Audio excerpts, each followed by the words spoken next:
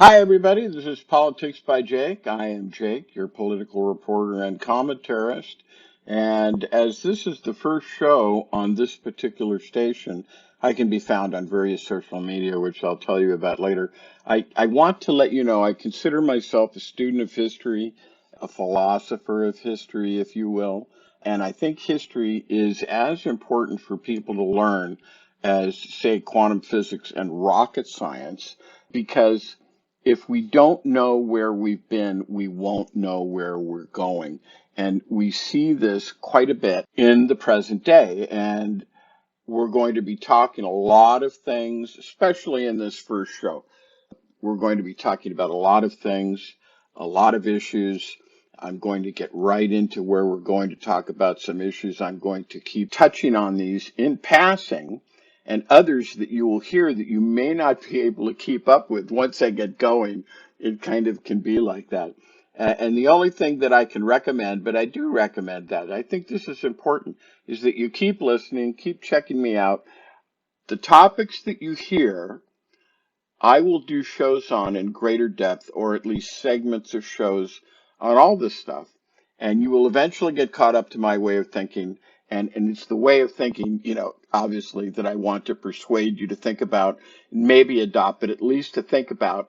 Open your minds, give a little section of your prefrontal cortex, and open your minds and give place for something. So see if it percolates, see if it basically can work for you. One of the things that Politics by Jake is dedicated to is fighting fascism in this country, and we'll talk about that.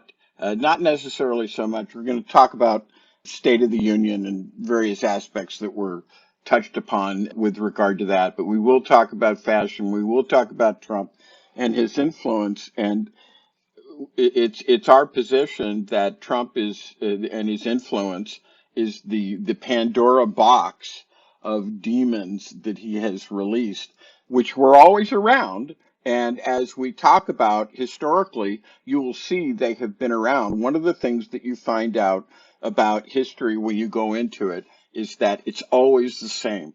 The same things keep repeating themselves. They may occur as different names, but they always keep repeating themselves, and you see the same kinds of things cropping up again. So fascism started about in 1922. The earliest definition I have of it, and I think that there is the Giovanni Gentili definition. And interestingly, that used to be available in the textbooks, and now you really can't find it. Fortunately, I've written it down. But Trump and his influence is the greatest threat of all the threats that face this nation, in my opinion. And it's one of the things that you'll hear me talking quite a bit about, and you would expect me to talk about, of course, it being a political show, and this is an election year. And of all the threats to the United States, the greater these is the rise of fashion and the pendency of the Donald Trump as the de facto leader of this movement. And this is not to say that fascism was not on the rise before Donald Trump, but it's like Pandora opening the box. You know the story of the curious woman who opened the box and all the demons were let forth on the world. Donald Trump, more than anyone in recent history, has let all those noxious demons out of the box. It's just absolutely crucial to save our country from this fate. 2024, as I predicted, and if you go to my YouTube channel, youtube.com/at politics by Jake, you can hear me talking about this in the videos that I do there.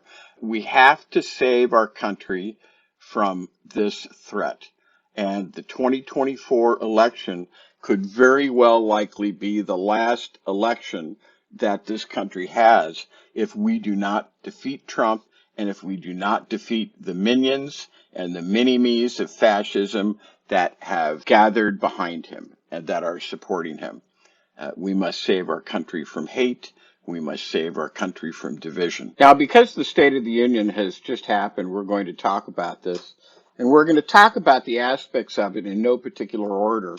I think that it would not be incorrect to say that Joe Biden knocked it out of the park on this. This perhaps is one of the most impressive maybe the most impressive State of the Union speech that has ever been given, certainly in recent history. I think maybe the last one that compares would be the one that President Clinton gave just a few days, interestingly, just a few days after the Monica Lewinsky situation surfaced. I think it was 10 days. So one of the things that I'm going to broach here is this whole situation with January 6th. January 6th, I'm sure that everybody knows about it, but unfortunately, it's been something that's been fading from the memory of people. I heard a shocking statistic recently that 31% of voters in swing states have never heard of some of the things that Donald Trump has said about, for example, being a dictator on day one, many of the racist and misogynist comments that he has made, bowing down to Putin, the support of Putin, and the general support that he has of dictators and the favor that he shows them. Recently, of course, he met with Orban of Hungary, who is definitely an autocrat. I could do an entire segment on him, and probably I will. If you go once again to my YouTube channel, you will find a segment on Orban there. But this is something that he is. He gathers, and this is one of the reasons why Trump is so dangerous. He gathers these kinds of people to him. He makes it okay for them to come out of the closet, so to speak, if you'll pardon me mixing my metaphors, and to actually show their faces. And you see this alarming situation that they were actually there the whole time, which goes back to my earlier comment on history. You see these things happening again and again and again. But if you don't know that they happen, for example, a lot of people don't know, they really don't understand, they may in a vague or a general way, that fascism arose in this country, or I'm sorry, it actually did arise in this country. It was big in the 30s. There was something called America First, which is very similar to the Make America Great Again movement that we see here.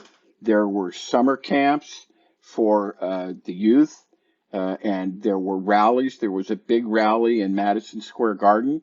And we don't actually we are actually having that kind of now, but the point of the matter is that this was in existence in the United States in the 30s, and I question whether a lot of people really are aware of that.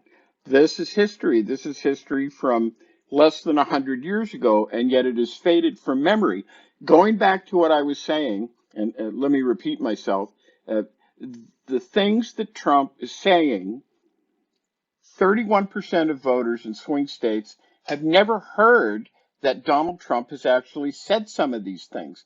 And this is one of the things that President Biden brought up in the State of the Union, stated, for example, that uh, stating, for example, not Biden, but Trump stating that, as he did recently, Vladimir Putin in Ukraine should, quote unquote, do whatever the hell he wants. Um, Biden called him out on this. This is crazy. And I agree that all right thinking people will consider that it is ridiculous to have someone who's seriously being considered for the office of presidency of the United States to bow down in this way to a Russian dictator, especially one as bloodthirsty and blood soaked, and he's a criminal. I mean, this is the thing about oligarchy. Um, I don't want to make a sweeping accusation, but the Russian oligarchs are all criminals. That's the way they got their wealth. And Putin was installed in 1999, and you really could kind of say on this that they did it because they wanted to install the head criminal. And that's what he is. And we'll have more to say about him. But he's bloodthirsty, he's blood soaked. Immediately within a couple of months, no more than a couple of months of him being installed, and I want to say this was January 1999, he began to encroach upon other areas that he wanted to take over. And the one I'm thinking of that happened in 1999 was Chechnya.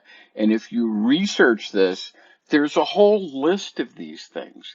uh, the places that he's done. He has never ceased and some people have called this, they've called him a revanchist, and revanchism it's taken from a French word, and it basically just means revenge. He wants certain aspects of the Soviet Union to come back. He wants to reclaim the land that the Soviet Union had to cede. For example, Ukraine is one of these, and I don't have the name of the accord with me right now, but in 1992, I believe, Ukraine got its independence. And they got its independence from Russia or the old Soviet Union. And one of the things that was a requirement was that they give up their nuclear weapons because Ukraine had nuclear weapons. In return for this, Russia promised that it would respect the sovereignty of Ukraine and would never attack it. And we see what has happened. In February of 2022, they violated that agreement. This is typical of Putin. He's been doing it literally ever since he was installed in 1999, like I say. And he's going to continue to do it. So it's kind of outrageous, and it's past ridiculous, really.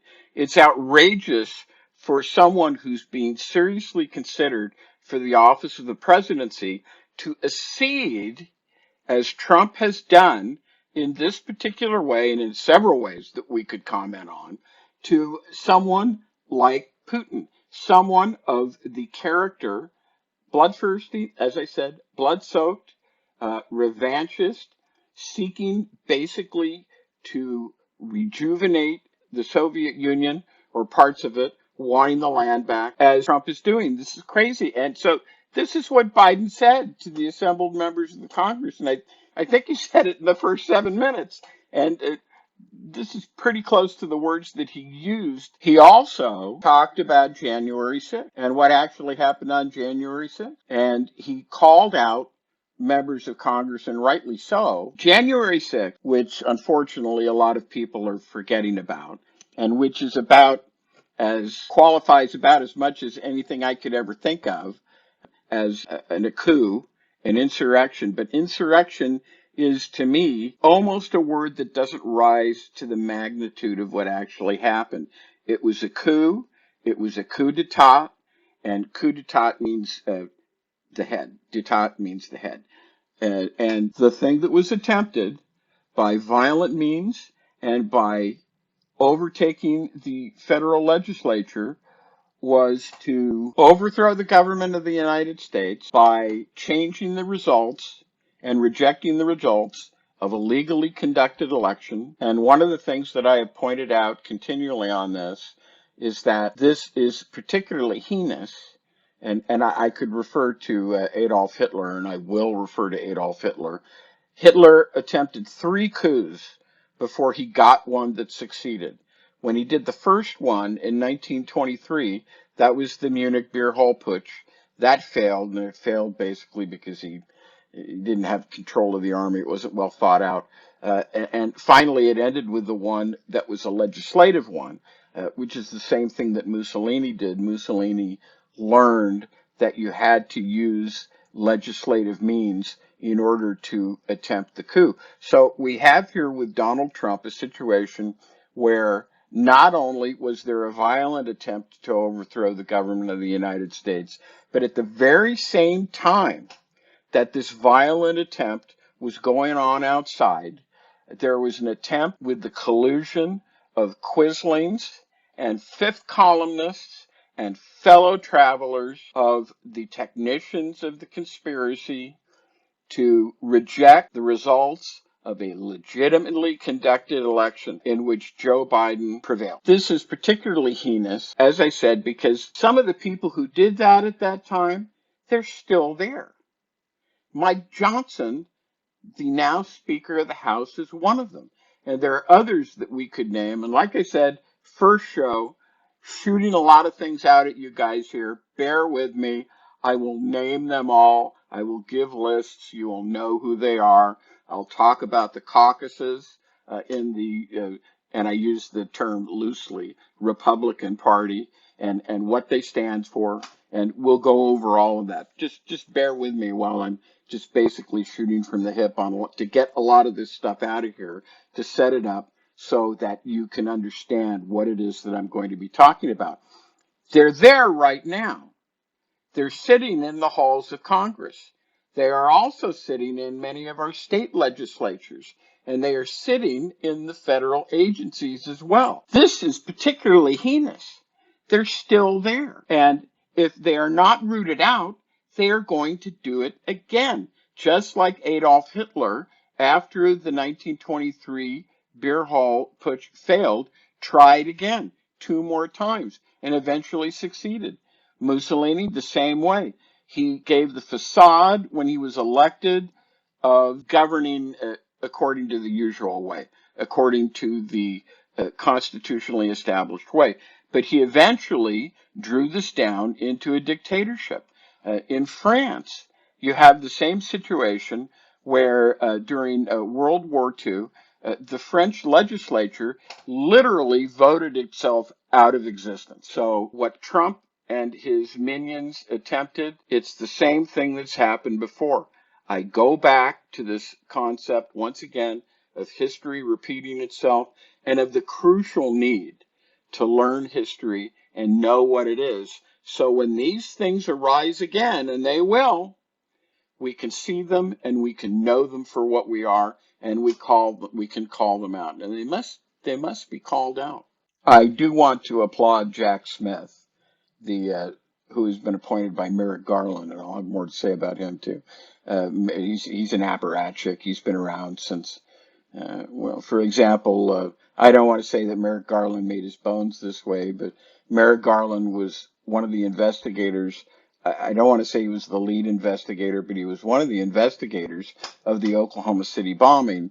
And one of the things that concerns me about him is that he discovered evidence of neo-Nazi complicity in the bombing, and yet he brought no prosecutions. He did nothing about it.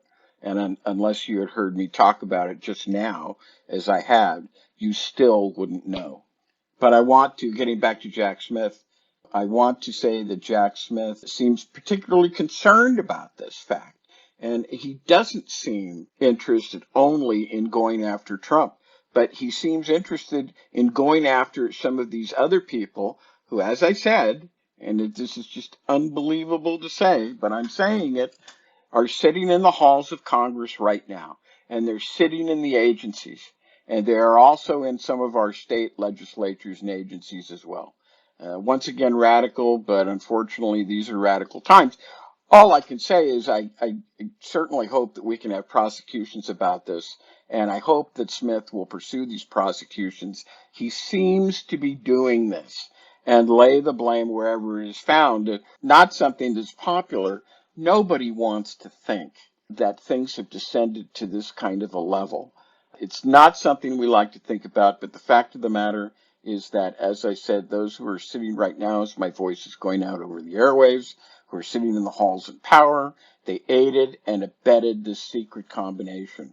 I don't like the word conspiracy. Conspiracy is too much like, you remember the Pizzagate conspiracy where there was supposedly this pizza parlor. Well, there is a pizza parlor in Washington, D.C., and this pizza parlor allegedly had a basement, and there were pedophilic acts and perhaps even murders going on there. This is rightly called a conspiracy of the nut job wackadoodle variety because there was no evidence.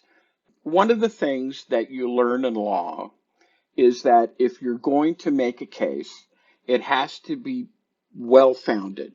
You can't bring frivolous allegations. If you bring frivolous allegations, you're going to run afoul of something which in the federal rules and which has its equal in most of the state rules. I think virtually every state has the same rule as Rule 11. And you're going to run foul of Rule 11. So if you bring a case that's frivolous, a motion can be brought against you according to Rule 11 for sanctions for bringing a frivolous case. for wasting the court's time. This is the kind of conspiracy theory I'm talking about. It's why you will hear me say that I much prefer to speak of secret combinations, because conspiracy theories like this should not be favored. We should not be particularly going after them. And and this particular theory, which has no basis in fact, it resulted in a situation where someone actually came to the pizza parlor with a gun. I believe a man was killed. Not only this, but this has had several resurrections. In other words, when it first came out, I think it was 2010, it came out again, and then it came out again. Periodically over the years, it has resurfaced. There never was any evidence about this. I don't even think this pizza parlor has a basement. But in any event, I'm trying to draw a distinction between these wackadoodle nut job conspiracy theories and something that I think is more appropriate to call as a secret combination, which is where two or more people or organizations get together to perform a specific purpose, which is not a good purpose for society or not a good purpose for other people. I think in the State of the Union, honestly, I know I have, and I think there are a lot of people out there in the country who feel the same way. They've been begging our political leaders, and when I refer to that, and this, I say this in a nonpartisan way, and we have had that, but begging our political leaders, whether Democrat or Republican or what have you, for a statement like what Biden made ever since January 6th. And with some exceptions, we really haven't gotten it. So my hat is off to President Biden for really calling out some of these things and letting everybody knows that in this particular situation, he knows where the bear sleeps. Hopefully, as I said, Smith will pursue this situation. So let's talk about the Supreme Court. And one of the big problems that you have with this court, and I was very alarmed when I heard this, and I think it was when Justice Ketanji Jackson was inducted and made some statements to the court. And she made a statement that we are all originalists now. And this is alarming, especially for a liberal or progressive justice or any justice to make, because the Constitution, it's the view of politics by Jake here that the Constitution is a progressive document. It's not a suicide pact, but originalism and textualism, which is kind of its kissing cousin, very much smacks of something called legal positivism rather than the natural law, which states in the Declaration of Independence that this country should be governed by. And again, I'll do a segment on this. We'll talk about this more in another show. But basically, originalists and textualists, although, as I said, there are some small differences, they basically believe that the law should stand as written and no changes should be made, and it is a judge's duty simply to interpret what is already written down and go no further. Aside from the fact that this is an incredibly alarming comment to me, because basically you have Thurgood Marshall, who was one of the justices of the Supreme Court, commenting that when the Constitution was written, it was dead on arrival. And it was dead on arrival for various reasons, and one of them was because it allowed chattel slavery. Women couldn't vote. The senators were appointed by the states and not by the populace of the states. They were appointed, it was basically a brokerage type of thing. These are the original comments in the Constitution. And I think that anyone would find this incredibly alarming today to know that we have Supreme Court justices that think we ought to interpret the Constitution this way. This is reactionary. This belies the fact of the Constitution being a progressive document. Once again, another thing that we will talk about, but just go with me now for this. That is the point of view of politics by Jake. It's not a suicide pact. We don't need to stick to the original meaning of the Constitution because the nation advances in its sensibilities. So here we are, unfortunately, in this situation that the Section 3 of the 14th Amendment basically states that, and I'm reading here, no person shall be a senator or representative in Congress or elector or president and vice president or hold any office, civil or military, and I think that would include dog catcher, under the United States or under any state who, having previously taken an oath as a member of Congress or as an officer of the United States, which it's clear that the office of the president is, or as a member of any state legislature, or as an executive or judicial officer of any state, to support the Constitution of the United States, shall have engaged in insurrection or rebellion against the same, or given aid and comfort to the enemies thereof. And it also states that Congress may, by a vote of 2/3 of each house, remove such a disability. So basically, what you have here is you have a self-executing act. The Fourth Amendment is self-executing. Now, state of Colorado tried to do this, and they were, of course, recently rejected, which is, one of the great concerns. And I think that the state of Colorado anticipated that there was going to have to be judicial review. In other words, Section 3 that I've just read, the argument, in my opinion, a strong argument can be made that it's self-executing. But when you state that there's a requirement that such a person shall have to have engaged in insurrection or rebellion, you're going to have some sort of judicial review. You can't just get a bunch of guys together and say, I think this guy engaged in insurrection or rebellion. This is problematic, and I accept that. So there is always going to have to be judicial review. And so the state of Colorado conducted a trial, and their Court of Appeals found that Donald Trump had in fact engaged in insurrection or rebellion and or given aid and comfort to the enemies of the United States. And as a consequence, they did the judicial review that was necessary so that the 14th Amendment could have legitimacy, but this was rejected roundly by the Supreme Court. And this is astonishing. It's so troubling.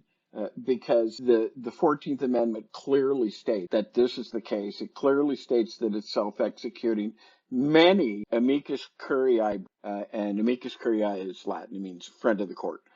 People who have an interest in a pending decision before the Supreme Court can submit a memorandum, it's called a brief, of points and authorities as to why they think something should be upheld, why they think it should be rejected, what are the grounds, what are the facts, what is the law, what is the legislative history. These are all the kinds of things that are in amicus curiae briefs. And many were the people and organizations who submitted amicus curiae briefs on them. The language of the 14th Amendment, Section 3, is plain.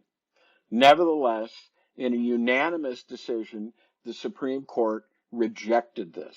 I consider this to be a stunning act. So now, basically, we have a situation coming up where the Supreme Court is going to be considering the idea of presidential immunity. And honestly, I'm afraid they're going to do it again. And one of the reasons why this alarms me so much is because Socrates never wrote anything, but his two students, Plato and Xenophon, or at least two of the students we know of, actually wrote these things down. And they said that among other things that he talked about was the levels of operation of the human mind. And he said the lowest of these is opinion. He said the second one is logic, and the third one is reason. And we seem to see a Supreme Court that is definitely politicized. It has been politicized since it interfered with the state of Florida with regard to its counting of the votes in Bush v. Gore, and the case was named Bush v. Gore. And in a situation, and this is the amazing thing about the Republicans, the right, the Republicans are supposedly for states' rights. But in Bush v. Gore, they interfered with states' rights by ordering a sovereign state that has control of its election to stop counting the votes. Stunning. Anyway, this began the slide of the Supreme Court towards, as far as its legitimacy and its credibility is concerned. And like I said, I'm afraid they're about to do it again with this situation because they're not using logic, they're not using reason. Like I say, the 14th Amendment, Section 3, very clear, notwithstanding that I readily admit that it was inevitable that there was going to have to be judicial review on this. You just weren't going to get away with that. That would be irresponsible and problematic. But stunning that they did what they did, and we don't have a logical or a reasoning type situation. Trump says basically that the president should receive either qualified or unqualified immunity for what he does. And the reason that he needs that, or that any president needs that, is because they can't act properly if they were to be called to account according to the law on every little thing. So here's the concept, and it's a really easy concept to understand too. Say that the Supreme Court decides that President Trump has immunity for his acts. Say, let's not even refer to President Trump, but let's say that any president has immunity from his act. What is to keep President Biden from immediately arresting Donald Trump? What is to keep him, and I'm speculating here, because this is a broad panoply of actions that could occur as a result of this decision. What is to keep President Biden from sending him to Guantanamo? What is to keep President Biden from doing something else to him? What is to keep President Biden from arresting the Supreme Court? Presidential immunity. This is, I think you can see, just crazy. This is not something that can be allowed to stand. But I'm concerned that the Supreme Court is bereft of legal reasoning and even bereft of logic and acting as more or less of a political organization. You will note, I don't know if you noted this, I did, but not all of the Supreme Court justices were present at the State of the Union. The judicial selection process has already long since been co-opted by a private organization that's kind of an ad hoc type process. It's not a governmental type process. Advise and consent of the Senate is still there for sure, but the selection process is literally conducted by a private organization. Now let's talk about some of the Emerson poll results. And of course, we're doing this show. You're hearing this on Monday. This is a poll from back on Wednesday. And it's kind of interesting. I want to talk about it a little bit. In it, Biden and Trump were tied at 45 apiece. And this is, of course, the day before the State of the Union. And there will be, when the new Emerson poll comes out, there will be more results on that, and we'll talk to you about that. But they were tied 45-45, and 10% went to uncommitted or undecided. And the way Emerson does their polling, when someone says they're undecided, they are, and I say this, by the way, to point out what is really kind of an interesting thing about this. The way Emerson does their polling, when someone says that they're undecided, they are pressed to give an answer. Not all polls do that. So when this happened, on the undecideds, the final number came out to be Biden 51 and Trump 49. Now, this is significant for several reasons. We're going to go into it. Trump had been ahead in this particular poll, and I actually give more credence to the Emerson poll. It gets an A- in my book. But Trump had been ahead in this particular poll since last September. So this is really kind of significant, what I'm reporting here. Some of you have heard me talk about polling, and I don't have a very good opinion of polling. There's not a lot of time to go into this on this particular show, but the evidence is pretty, the Emerson poll is pretty good. Like I said, it gets an A-. But the thing with Trump, and this is the kind of candidate Trump is. Trump is a certain kind of candidate. When you have a candidate like him, he really has to rely on his base. His base really has to come out for him. He can't do it without them. And this is one of his weaknesses. So, example, in the speculation on this is what I've heard my ear to the ground. This is what I've heard the speculation is that part of the reason for the Wednesday numbers on the Emerson poll is because Nikki Haley had left the race. And so all of a sudden, you have these people who voted for Haley and they're now undecided. And that there's some speculation that the Republican voters are switching their vote from Haley to Biden because Haley's no longer in the race, and they have finally realized that it's going to be the same as 2020. It's going to be Trump and Biden again.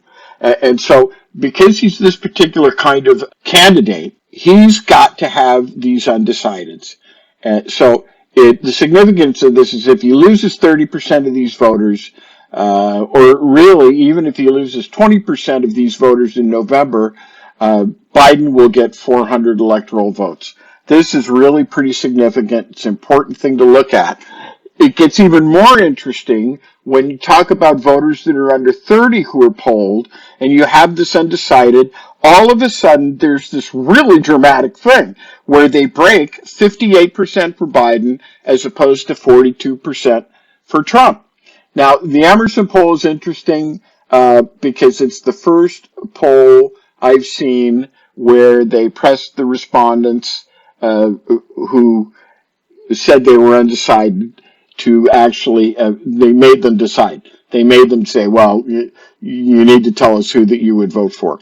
And so you get this 2-1 or 3-1 for Biden. And this, by the way, is what the Biden campaign has been insisting all along, which is what happens when you get down to the independents. And honestly, I said the Biden election campaign has been insisting upon this all along, but really it's the independents and the undecideds who decide elections.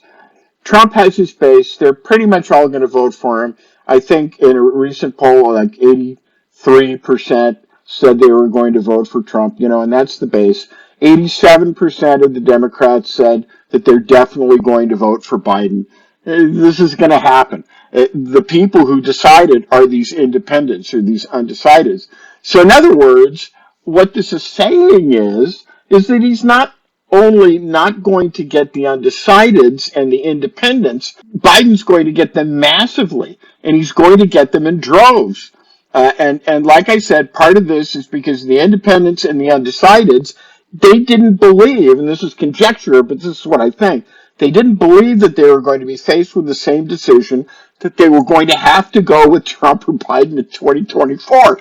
I mean, you could call it kind of a mass delusion if you want, but and I speak partly tongue-in-cheek, but the fact of the matter is they didn't believe it until Tuesday night or Wednesday morning, if you prefer, when Nikki Haley withdrew from the race. They finally realized it at that point for the first time. And this may well reflect the poll results of Wednesday morning. And I'll report to you more what happens next week and in the weeks ahead in subsequent polls, because obviously this is a part of it. So once again, the results of that poll indicate that the independents and the undecideds really are breaking 63 to 27%. That's really what it is for Joe Biden, the 63 for Joe, and the 27 for Donald Trump. Now, I also want to point out that no news, you're not going to hear CNN or NBC or Fox News or any of the other awful right-wing stations. You're not going to hear them talking about the Emerson poll. And some of the reasons are obvious. The reasons that I just talked to you, they're really favoring Biden, and they don't want to report that. But they're not going to talk about that because you have to remember these stations do their own polling, and they want to protect the legitimacy and the viability of their own polls. They don't want it questioned by other polls, so almost none of them are going to talk about it. You also need to remember, and once again, this is Jake moving through a lot of things really fast that we will focus on more carefully and in a more considered fashion in subsequent shows. You have the situation where the media outlets are largely controlled by oligarchs. If you don't like the word oligarchs, you can say rich people. If you don't want to say oligarchs, you can say rich people. It's been co-opted by rich people for whom it's nothing and who really don't mind spend millions and millions. And what's a billion? A billion is 1,000 million. So if you have $1 billion, you can spend quite a few millions. Millions and millions of dollars to purchase a radio station, to purchase a media outlet, to purchase a TV station, purchase media personalities to get their information out. This is nothing to them. Now, as I said, I was going to just kind of jump around here and there, and that we were going to throw a bunch of ideas out there, and that we would eventually get back around, circle back around in subsequent shows to these things, flush them out a little bit more. I'd like to talk about the Middle East situation. The news on the Gaza support is reminiscent of, to me, the way Roosevelt was able to introduce supplies. And as you know, probably have heard, the Gazan people in many cases are back literally up against the border in between Egypt and Israel. And the Egyptians won't let them in. And they're basically just stuck there in a camp. And the news on the Gaza support, what's happening is that the United States, through the direction of the president, is causing that humanitarian aid, which is badly needed, because there's virtually a genocidal situation happening with the inhabitants of Gaza. Badly needed. And the way it's getting to them, there have been airdrops, there have been some problems with the airdrops. People have died, probably inevitable, but not the greatest thing when you're trying to provide humanitarian aid, and people actually die. So what they're doing is the same thing that Eisenhower in World War II used in order to get troops and supplies to the beaches at Omaha. He's an artificially constructed water port. In World War II, they called mulberries, and I think that's an appropriate name for it now. Basically, a segmented section of piers that they attach together, an artificial harbor, is being created so that they can move that in. It's being assembled in another place, so they can deliver from ships this humanitarian aid that is so desperately needed by the people of Gaza, as much as the center of this, of course. An awful situation that the civilian inhabitants are caused to go through. And again, more to say. But this just goes to show how seriously the United States takes the situation in Gaza. And it also underscores the concurrent lack of desire of pretty much any other nation. I don't want to sweepingly say every nation, because obviously Jordan and some other interests out there are helping. But, pretty much any nation. And again, this has always been the problem with the way Gaza is handled, the way the Palestinian people are handled. Basically, nobody wants the Palestinians. They love to talk about them. They use them as slaves. Their own people oppress them. They use them as a continual political cause celeb. Their own leaders, as I said, oppress them, use them to make political deals and to make money. But nobody really wants them. Egypt doesn't want them, for example. None of the other surrounding states in the area want them either. And it's of great significance that the United States is doing humanitarian aid. One of the things I have talked about here in Politics by Jake is the necessity for the United States to step up, because Israel has obviously failed. The Palestinian groups have also failed. Is that the United States need to step up and basically make what I call a de facto protectorate out of Gaza. In other words, to take Gaza literally under the geopolitical wing of the United States. And also this situation where they're building material out in the water in order to carry and supplies. They're literally doing this to show us the solution. As I said, this is what happened in Gaza. I'm sorry, this is what happened at the beaches of Omaha. They used this so you could argue about the reason. You could argue that the water wasn't deep enough for ships to get in. You can say whatever you want about that, but I don't field to argue about this, but this is a wartime solution. This is a disaster type solution. And it's the United States, once again, treat this phrase as you will, but I think it applies. The indispensable nation. You know, we've all heard that before. Sorry if it bothers you. I'm sorry if it's trite. I'm sorry if it's heavy. I'm sorry if it's overused. I'm sorry if it appears propagandistic. But the indispensable nation, the United States and the world, they are doing this, and it underlies the great gravity and seriousness of the humanitarian situation in Gaza. Also, because of the United States and the humanitarian community of the United States, I really can't say enough about these things. Of course, you will understand that naturally I'm pro-United States. Now, you will understand that by now. And it really underscores the unique power of the United States, because no other nation could really do this, let alone the political will. The political will and the actual, desire, that's one thing. But logistically, no other nation could do this. No other nation could propose it. No other nation has tried. There may be some, as I've said, like Jordan, who have tried to help in their own way. People who are open to a partnership with the United States. But no one else other than the United States has tried. And Israel has clearly failed. They have attempted to actually, in their own way, compromise. But that's something that's not actually well known. But it's actually the creation, the responsibility for the creation falls a lot on Israel. The responsibility for the creation of Hamas. This is yet another thing that we'll have to flesh out in subsequent shows. But Hamas was actually partly created by Israel. And the reason it was created by Israel was because they wanted to use them as leverage against the Palestinian Liberation Organization. This was the original idea as far as Israel was concerned. And they gave them a lot of money because they wanted to see if they could work with them and resolve and smooth out the political situation locally. And what Hamas did with the money that was given to them by Israel and by the United States is that honestly they used this money to oppress the people.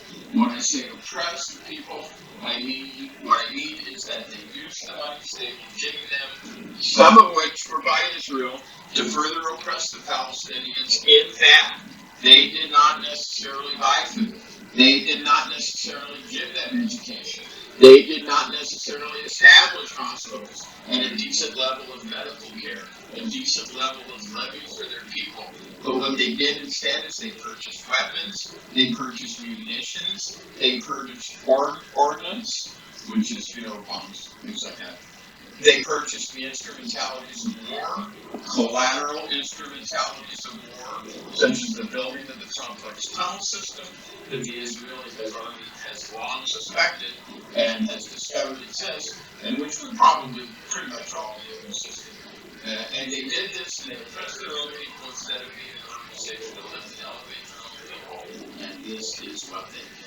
Israel, as I mentioned before, has failed because they basically, honestly, I have some sympathy for Israel on this.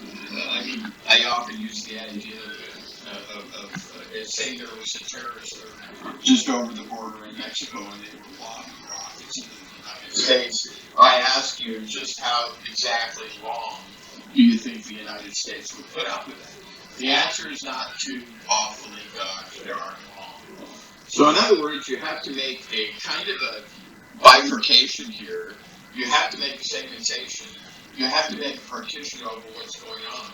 You cannot, and nobody, would argue that Israel doesn't have the right to defend itself. Nobody would argue that Hamas has been oppressive to its own people, of course, but it has been an oppressive organization that has adhered to a fanatical and unworkable doctrine of the destruction of Israel. And they are honestly just the latest iteration. And the Palestinians have always been like that. Palestinian Liberation Organization, headed by Yasser Arafat. He always talked out of both sides of his mouth. Arguably sabotaged the best peace deal that the Clinton tried to, under the Clinton administration, tried to implement.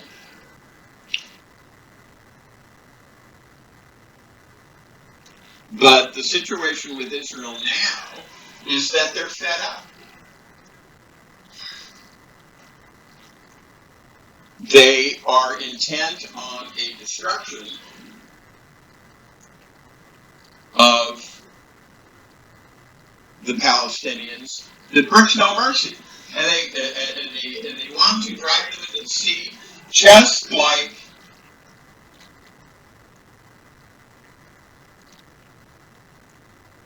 the Palestinians want to drive Israel into the sea and see Israel completely destroyed. Israel is therefore not capable of implementing a humanitarian solution because they are too close to the situation to deal with the humanitarian aspect of this. And I can understand that. That's the problem of war. It kind of really polarizes things. A lot of hate, a lot of division with regard to that. That's what we know here in the United States. And from a humanitarian aspect, they're really not dealing with it very well. It's kind of ignoring it. But regardless, they're too close to the situation. Can't deal with it. Essentially discerning a genocidal, and I'm talking about you, Bibi Netanyahu. I'm talking about you. They're pursuing a genocidal destruction of people that can't be allowed to happen. So the United States has stepped up, as they often have, not always, but often, in order to provide some necessary balance. And once again, this is Joe Biden. I don't think we're getting something wrong. I question whether that would happen. I think he would let them starve, just like you stated that as far as Ukraine is concerned, he would let Russia do what they wanted. He would let Putin do what they wanted. And so that's basically my opinion